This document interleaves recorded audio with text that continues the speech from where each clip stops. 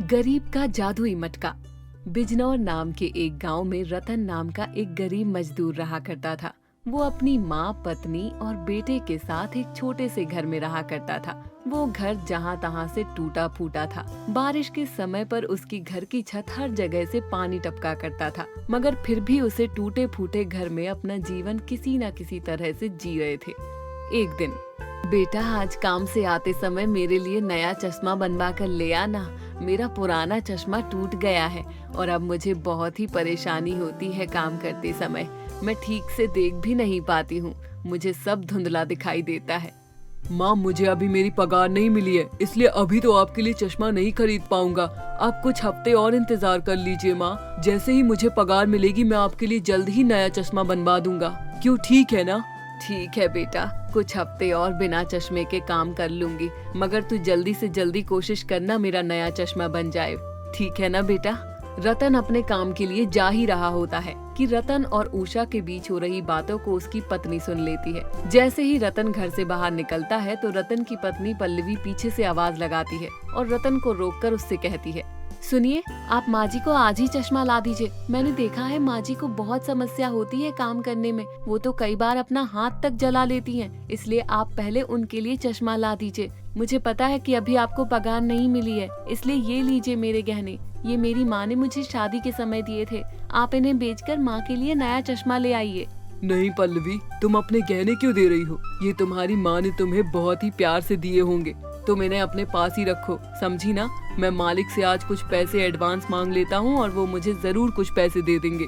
ऐसे कहकर रतन अपने काम के लिए निकल जाता है। वो फैक्ट्री पहुंचकर अपने मालिक से कुछ पैसे एडवांस मांगने लगता है, मगर उसका मालिक उसे मना कर देता है, जिससे रतन उदास हो जाता है।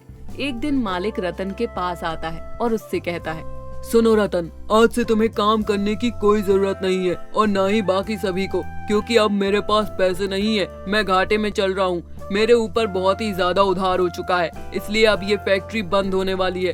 अच्छा होगा कि तुम सभी अब कहीं और काम ढूंढ लो।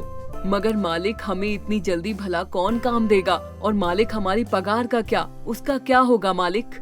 देखो, जैसे ही मेरे कुछ हालात सुधरेंगे मैं तुम्हें फिर से काम पर रख लूंगा और तुम्हारी पगार भी दे दूंगा, मगर अभी मेरे पास तुम्हें देने के लिए एक पैसा भी नहीं है। अच्छा होगा तुम जल्द ही कोई नया काम ढूंढ लो।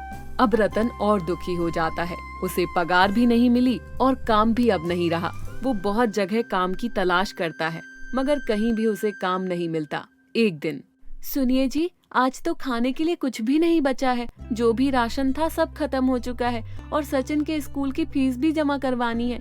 उसकी प्रिंसिपल का फोन आया था, कह रही थी अगर फीस समय से नहीं भरी तो स्कूल से नाम काट देंगे। क्या कहा? सब खत्म हो चुका है, कुछ भी नहीं बचा है? हे भगवान, कैसे दिन आ गए और मुझे कहीं काम भी नहीं मिल रहा।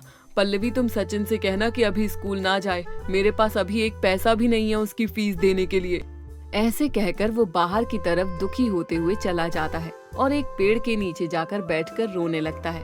तभी रतन की माँ पीछे से आती है और अपने बेटे से कहती है, बेटा, तू उदास क्यों होता है? अगर तुझे कहीं काम नहीं मिल रहा तो क्या हुआ मेरे बच्चे? तेरे पापा और तेरे दादा जो काम किया करते थे, तुझे वही करना चाहिए और मुझे पता है तू उस काम को कर लेगा। मगर क्या काम करना है माँ? मुझे तो कोई काम नहीं आता और मैं तो पढ़ा लिखा भी नहीं हूँ, मैं क्या ही काम कर पाऊंगा? बेटा, तुम एक कुम्हार के बेटे हो और हमारे पूर्वज शुरू से यही काम करते आ रहे हैं और मुझे यकीन है कि तुम्हें इस काम को सीखने की कोई जरूरत नहीं पड़ेगी। ये तुम कर सकते हो। तुम्हारे पिता भी खुद से सब कुछ सीखे थे बेटा। तुम्हारे पिता के कमरे में से मटके बनाने वाले सामान हैं। कल से तुम वही बनाने की कोशिश करना, मैं तुम्हारी मदद करूंगी। रतन अगली सुबह अपने पिता के कमरे से चक्की ले आता है और उस पर चिकनी मिट्टी रखकर मटका बनाना शुरू कर देता है। वो बहुत बार मटका बनाने में असफल होता है, बहुत बार वो टूट जाता है। बहुत कोशिश के बाद वो एक बहुत ही अच्छा सुंदर मटका बना देता है, जिसको वो आग की भट्टी में गरम करके अच्छे से बनाता है। जब वो बनकर तैयार हो जाता है तो वो बहुत खुश होता है। माँ, देखो मैंने मटका बना लिया। माँ, मैं सीख गया। माँ, अब बस इसे देखना है कि ये सही है या नहीं। इसमें थोड़ा सा पानी डालकर देखता हूँ, ये फूटा तो नहीं है। रतन मटके में थोड़ा सा पानी डालता है तो देखते ही देखते वो मटका अपने आप पानी से भर जाता है ये देखकर रतन को अपनी आंखों पर विश्वास नहीं होता। माँ, ये क्या चमत्कार है। इस मटके में तो मैंने थोड़ा पानी ही डाला था, इतना पानी कहाँ से आया इसमें?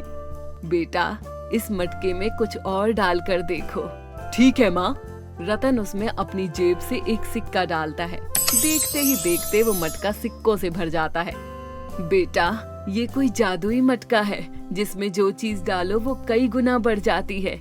माँ, इससे तो हम फिर बहुत कुछ कर सकते हैं। हमारी जिंदगी जो पटरी से उतर चुकी है उसे फिर से पटरी पर ला सकते हैं।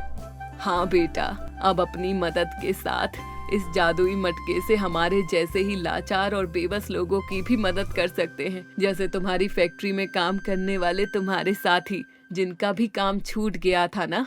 हाँ माँ जी, आप बिल्कुल सही बोल रही हैं। मैं समझ सकती हूँ उनके परिवार पर क्या क्या गुजरती है। ठीक है, अब से मैं सभी लोगों की मदद करूँगा। धीरे धीरे वो बहुत अमीर हो गया, जिसके बाद उसने अपने जैसे लाचार और गरीब लोगों की बहुत मदद की। उन्हें फ्री में अनाज और पैसे दिए ताकि उन्हें वो दिन ना देखना पड़े जो उसके परिवार को देखना पड़ा। दोस्तों, तो कैसी लगी आपको हमारी ये कहानी? कमेंट करके जरूर बताइएगा और हमारे चैनल को सब्सक्राइब करना और बेल आइकन को प्रेस करना बिल्कुल मत भूलिएगा।